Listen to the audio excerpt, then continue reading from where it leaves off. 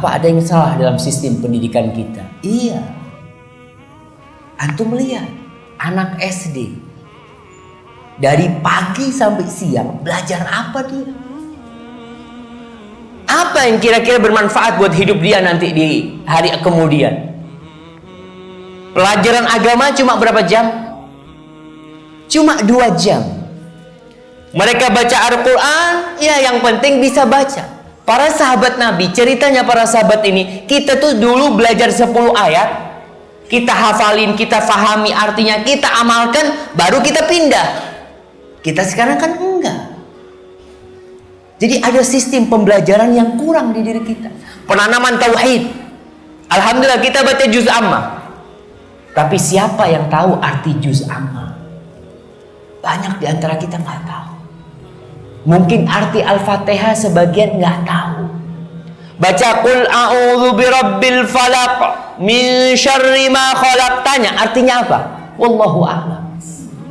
Padahal puluhan tahun dia baca tuh surat. Berarti kan masalahnya di kita yang tidak meresapi. Sistem pendidikan kita memang tidak perhatian kepada agama. Agama itu bahkan ya ada keinginan bagaimana agama tidak lagi disebutkan di KTP. Ada usaha-usaha seperti itu. Dan kita pun mengaminkan. Maka pendidikan Rasul SAW yang pertama menanamkan akidah, menanamkan tauhid. Maka kajian tafsir Al-Quran itu sangat penting sekali. Paling tidak tafsir ayat yang kita baca. Sehingga setiap kali kita sholat, kita baca Alhaakumut takatsur hatta zurtumul maqabir. Di situ kita, ya Allah, iya. Anak terlena dengan fulus lagi. Sampai mati kayak gitu. Ketika membaca wailul likulli humazatil lumazah alladzi jama'a malan wa 'addadah. Celaka nih orang yang kerjanya ngumpulin fulus dan ngitung. Antum kalau ngitung fulus ingat tuh sama ayat itu. Ya Allah, jangan-jangan anak masuk ayat ini. Betul jamaah. Jangan sampai kerjanya kita tuh ngumpulin fulus terus ngitung. Jama'a malan wa 'addadah. Ngumpulin harta dan ngitung. Kerjanya itu berapa fulus anak sekarang, tinggal berapa fulus anak sekarang. Ustaz, kan penting Ustaz yang namanya perhitungan itu, iya. Tapi kau juga harus menghitung sedekah-sedekahmu, berapa yang kau sedekahkan dari harta, bukan berapa yang kau tumpuk. Jadi salah satu masalahnya memang pendidikan kita ini. Pertama, kita orang tua kadang-kadang nggak perhatian sama Islam. Sholat yang penting sholat. Pelajaran sekolah SD kita lihat di masyarakat kita, orang tua lebih banyak berat anaknya tidak sekolah daripada anaknya tidak sholat subuh.